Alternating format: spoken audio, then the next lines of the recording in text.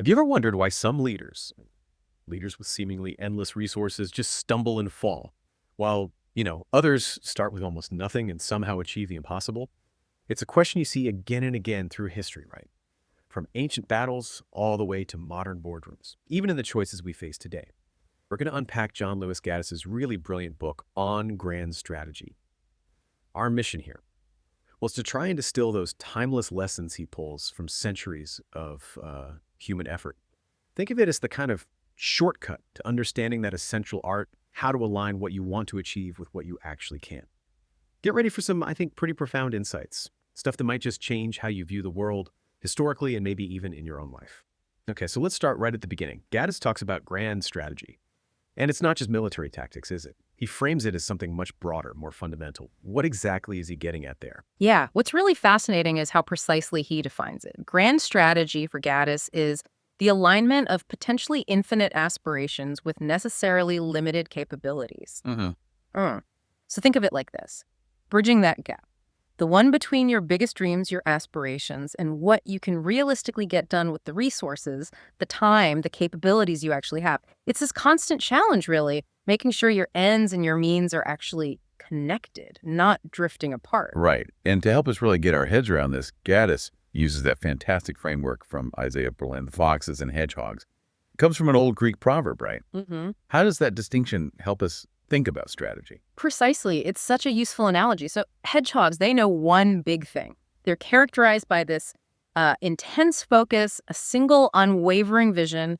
Gaddis mentions they often have a sort of bristly impatience with anyone who doesn't immediately buy into their grand idea. Okay, laser focused. Exactly. Whereas foxes, well, they know many small things. They're adaptable, they're self-critical, really good at adjusting course when things change. And Gaddis shows that the most successful strategists, the really great ones, often manage to be both. It's like F. Scott Fitzgerald said, having the ability to hold two opposed ideas in the mind at the same time and still retain the ability to function. This kind of self-critical thinking, research actually backs this up. It leads to better judgment, more accurate forecasts. It lets these foxes handle contradictory stuff and, crucially, update their beliefs. Okay, that makes sense. So let's apply this. Let's look at some classic historical examples where grand strategy went wrong. Yep. We would start with Xerxes, right? His massive Persian invasion of Greece. He definitely had those infinite aspirations. Oh, absolutely. He was driven by this need to avenge his father, Darius, who had been defeated at Marathon about 10 years earlier. And Xerxes truly believed big things are won by big dangers. Famously, he prayed to the sun to conquer all of Europe. He was convinced some divine force would guarantee success. He even said something like, if you were to take account of everything, you would never do anything, just dismiss his caution. Yeah. But then you have his uncle, Artabanus, who was much more of a fox. He desperately tried to warn him, about the harsh realities. Things like the land itself, the sea, they'd be enemies too. His huge army would run out of food. There wouldn't be enough good harbors, practical, limited capabilities stuff. But Xerxes just ignored all that, ignored the limits, and the price was huge. Yeah. What's the key lesson there? Well, the real tragedy is that they each lacked what the other had, right?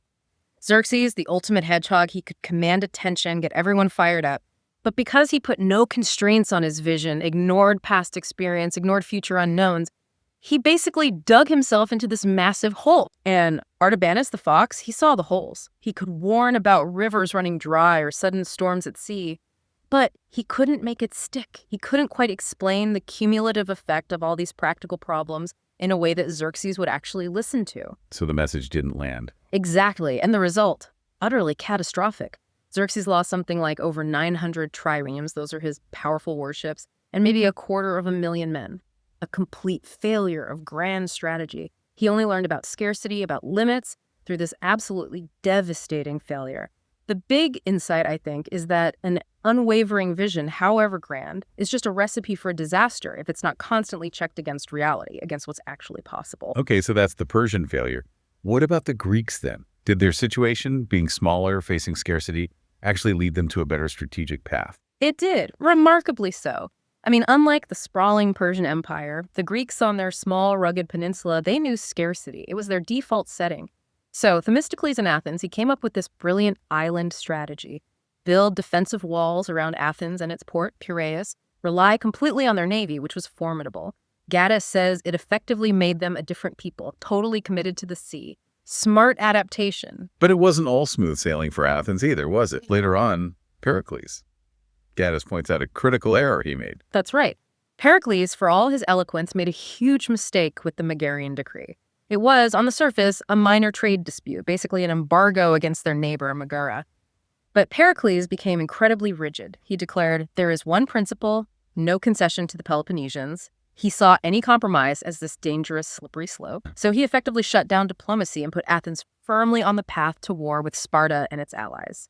That hedgehog inflexibility started to creep in. And that rigidity, that seems to be where Athens' fatal flaw really comes out, especially with that disastrous Sicilian expedition later on. Oh, absolutely. This is where it gets really, really telling. The Athenian assembly, they get totally swept up by Alcibiades. He's charismatic, seductive, painting these pictures of a vast Western Mediterranean empire.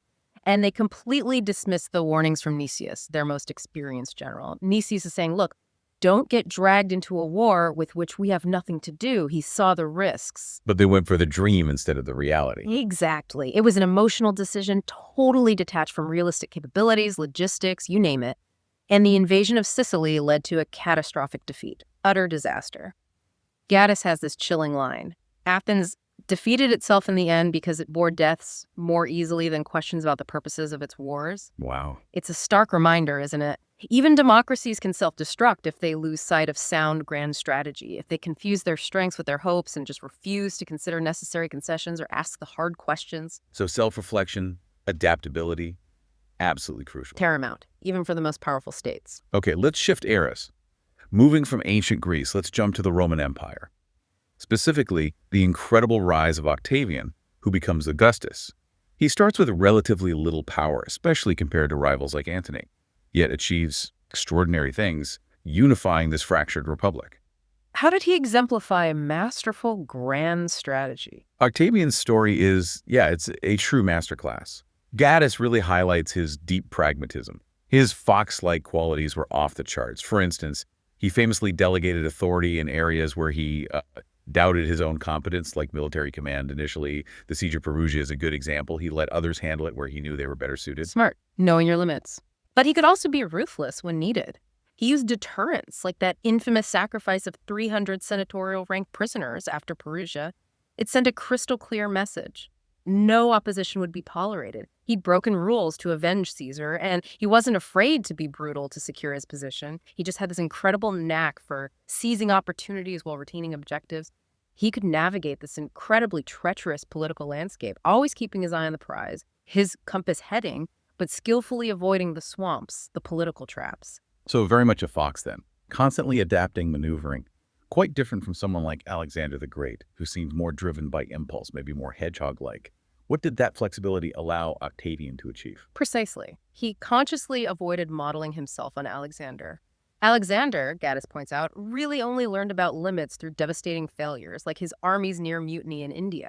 Octavian seemed to implicitly understand principles like those Sun Tzu wrote about. When capable, feign incapacity. When active, inactivity. Where he is strong, avoid him. Pretend weakness, lull your opponents. Tactical patience. Yes, and this ability to hold opposites in mind simultaneously, being patient yet decisive, cautious yet bold, sometimes ruthless, sometimes forgiving, that was his key. It let him leverage limited assets into much larger triumphs. And Gaddis notes that Rome's later longevity, its resilience, partly came from the strategic diversification Octavian set in motion. It became an ecosystem robust enough to survive even some terrifyingly bad emperors down the line. Interesting. The core insight here, I think, is that flexible pragmatism, combined with objectives that are unwavering but still adaptable in how you pursue them, that can turn minimal resources into absolutely monumental success. Okay, and sticking with this theme of holding opposites in mind, Gaddis brings in two incredibly influential thinkers who seem like polar opposites, Augustine, the saint, and Machiavelli, the, let's say, sinner. What surprising common ground did Gaddis find between them on grand strategy? Yeah, it's fascinating, isn't it, how these two figures from vastly different contexts both converge on this crucial idea of proportionality, especially when it comes to using force. Augustine, he's wrestling with the tension between the ideal city of God and the flawed, messy reality of the city of man. He actually develops these checklists for what constitutes a just war. A key point for him was that order has to come before justice. because, no rights can really exist under constant terror or chaos. He preferred persuasion, absolutely. But he understood that sometimes firmness, even force, was necessary, like a parent disciplining a child for their own ultimate good. Right, a necessary evil sometimes, but needing justification and limits. Exactly. And then you have Machiavelli, famous for saying it's much safer to be feared than loved. Yet, Gaddis argues he also emphasized proportionality, just through a much more, shall we say, brutal lens. How so? With Machiavelli, it seems like anything goes. Well, take his example of Caesar or Borgia dealing with Ramiro de Orco. Borgia had de Orco brutally killed and dismembered in a public square. Shock and awe, right? But Machiavelli argues this act, while incredibly cruel, was proportional in its intent. It supposedly saved lives by instantly crushing potential revolt, leaving the populace satisfied and stupefied by the sheer ferocity. Order restored, albeit brutally. Okay, I see the logic, even if it's chilling. It is. But the underlying point for both Augustine and Machiavelli was, if you have to use force, don't destroy what you're trying to preserve. Keep the means proportionate to the end. Machiavelli even advised that cruelty should be done quickly, all at once, while benefits should be distributed slowly over time. Tactical psychology there. Absolutely. And his vision of a republic where competition strengthens community, Gaddis suggests, actually foreshadows later ideas from people like Adam Smith and the American founders, this notion of finding an equilibrium through competing interests. So the vital lesson from both, despite their differences, is that any strategic action, especially force, has to be weighed carefully. It needs to be proportionate to the goal and the resources you have. Precisely. It's about calibrating means to ends. Okay, this naturally leads us to another pivotal historical clash. Elizabeth I of England versus Philip II of Spain. Two monarchs, two empires, but vastly different approaches to grand strategy. And the consequences were huge, weren't they? Absolutely enormous. Philip II, he's almost the textbook hedgehog, rules this massive empire on which the sun never set, right? But he tries to micromanage everything from his desk at El Escorial, obsessed with detail. He fundamentally believed God would provide, that his cause was divinely ordained. So he consistently misaligned his ends, like restoring Catholicism everywhere with his means, which were stretched incredibly thin. And he ended up bankrupt. Multiple times. He pursued these hugely disproportionate risks, the Spanish Armada being the prime example. He was convinced it was his sacred duty, even when his own advisors warned him they lacked the money, the ships, the strength. Pure hedgehog conviction overriding practical reality. And then you have Elizabeth ruling this relatively small island nation. How did she operate? Elizabeth was the ultimate fox. She macro-managed her microstate. She readily delegated authority. She prioritized pivoting her strategy as circumstances changed. Flexibility was key. Right. And fiscally disciplined. She carefully balanced revenues and expenses, even managed to run a surplus while Philip was drowning in debt. She adapted her navy, sometimes for defense, sometimes for provocation, like supporting privateers, raiding Spanish ships. She made alliances when needed, but never bound herself permanently. Whole contrast. Completely. And the defeat of Philip's Armada in 1588, which was partly due to bad weather, yes, the Protestant win, but also clever English naval tactics, like using fire ships effectively. That was the critical turning point. As Gaddis points out, that failure laid the American continent open to invasion and colonization by Northern Europeans. England, France, the Netherlands rushed into the vacuum Spain couldn't fill. So this clash of kings, or rather queen and king. It really pivoted on the distinction of grand strategy. The insight is crystal clear. Adaptability, fiscal prudence, knowing when to delegate these foxy traits can overcome seemingly insurmountable odds when faced with rigid, over-centralized, hedgehog-like power. Okay, speaking of America, how did the fledgling United States then navigate this world dominated by empires, especially considering its own deep internal contradictions like slavery? Well, the whole American experience right from the start was a kind of grand strategy experiment in itself. You contrast it with Spain's approach. Spain's tight, centralized control over its colonies, Gaddis argues, fostered a kind of permanent infancy. They never learned self-governance. Britain, on the other hand, practiced what Edmund Burke called wise and salutary neglect. They mostly left the American colonies alone to manage their own affairs. This allowed them to develop this mosaic of communities, fostering self-reliance, local governance, essentially republicanism from the ground up. So that neglect was actually a strategic advantage. Inadvertently, yes. Then the revolutionaries themselves, drawing lessons from Greek and Roman history, they were steeped in the classics. They skillfully combined high principles, liberty and rights, with sheer expediency. Look at Washington's military strategy against the much stronger British Army: time, caution, and worrying the enemy. avoid decisive battles, drag it out, wear them down. Very foxy. And the alliance with France. Pure Machiavelli. France was still bitter about losing to Britain in the 7 Years' War, what we call the French and Indian War. So the Americans secure crucial French support to win the war. And then, pretty ruthlessly, abandon their French allies to negotiate a separate, better peace treaty with Britain. Pragmatism over loyalty there. And then the Constitution itself, Gaddis calls it a second revolution. How was that a masterclass in managing contradictions? Oh, absolutely. Hamilton, Madison, Jay, writing the Federalist Papers, essentially a brilliant series of essays defending the proposed Constitution. They were consciously engineering a republic designed to expand across a vast continent without self-destructing like the Roman Republic did. Madison's Federalist #10 is key here.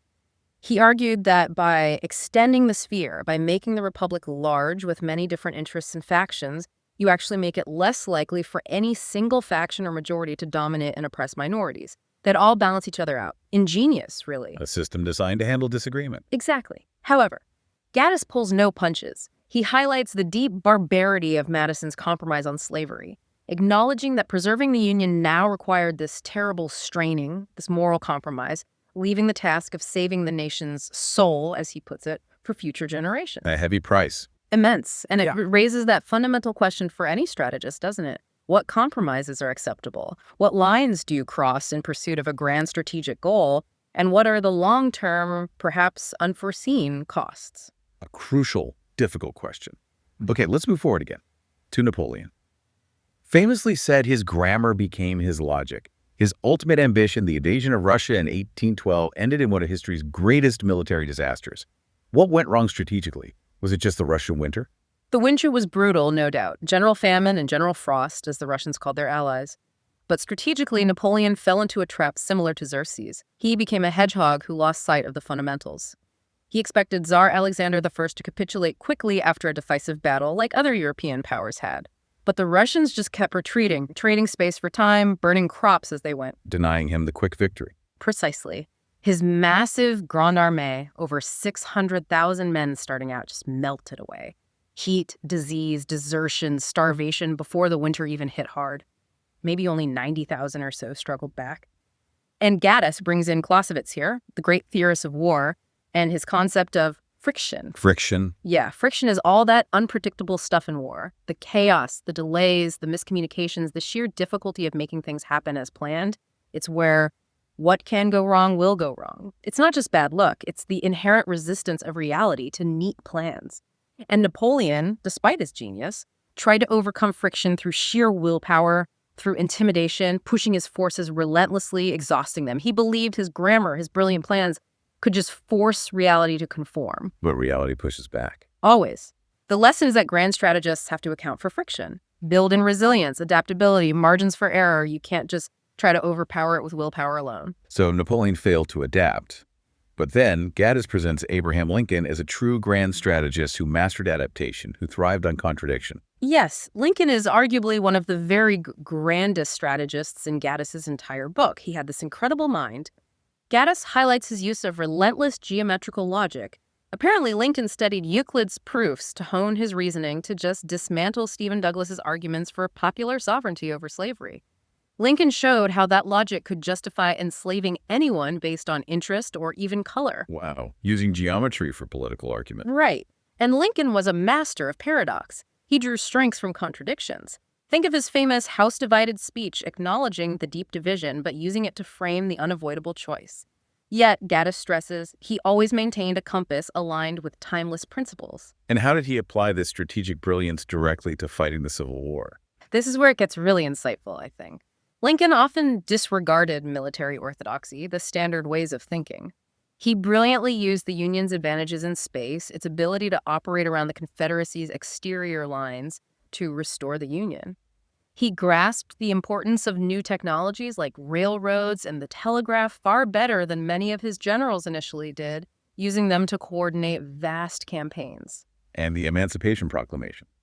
His most audacious strategic move, obviously morally profound, but Lincoln masterfully framed it primarily as a military necessity under his war powers as commander-in-chief. So not just a moral declaration, but a strategic weapon. Exactly. It aimed to deprive the Confederacy of labor, potentially incite slave rebellions, and crucially, it simplified diplomacy. It made it almost impossible for Britain or France, who had abolished slavery, to intervene on the Confederacy's side. It gave the Union the high ground of conscience. Clever positioning. Extremely. And Lincoln maintained this clear focus, one war at a time. He resisted immense pressure to, say, pick fights with Britain or France over various incidents. He had this incredible psychological maturity, this mastery of scale, space, and time that allowed him to manage these huge polarities, war and peace, slavery and union, principle and necessity, without letting them overwhelm him. The true balancing act. The key insight, I think, is that the greatest strategists can weave together moral imperatives and ruthless pragmatism to achieve those overarching long-term goals. Okay, so from Lincoln, Gaddis moves into the complexities of the world wars. Global shifts demanding new kinds of grand strategy. He mentions thinkers like Halford Mackinder and his geographical pivot of history, and Eric Crow on sea power. What were they warning about back then? They were sounding really crucial alarms about the future of global power, trying to anticipate the next big shifts. Mackinder argued that railroads were changing everything. They could allow a single power controlling the Eurasian heartland, the pivot region, to dominate the continent and potentially build an empire of the world, a land power threat. Scary thought. Definitely. Eric Crow, working for the British Foreign Office, focused more on sea power.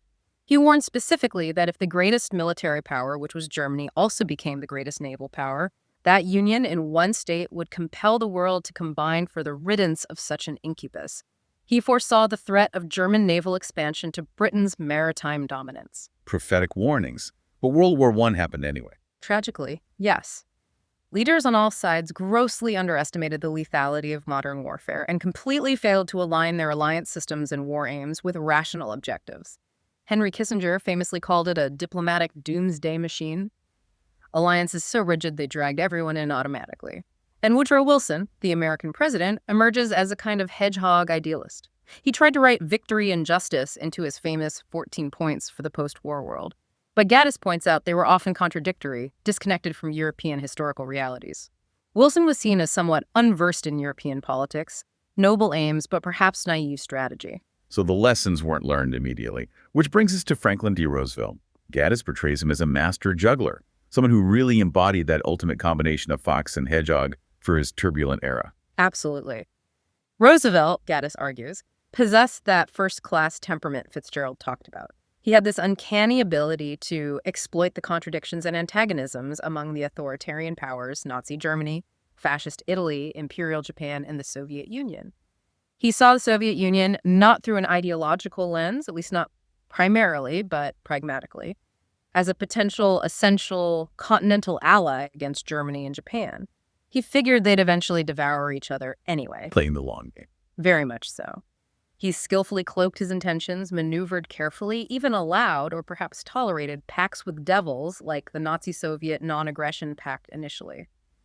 He needed time to prepare America, but he ultimately secured his Fort Sumter that moment, like the attack on Fort Sumter starting the Civil War, that galvanizes undeniable national unity with the Japanese attack on Pearl Harbor. Which brought America into the war with full public backing. Exactly. His grand strategy, maybe it wasn't pure in its ideals, involved difficult compromises. But the outcome?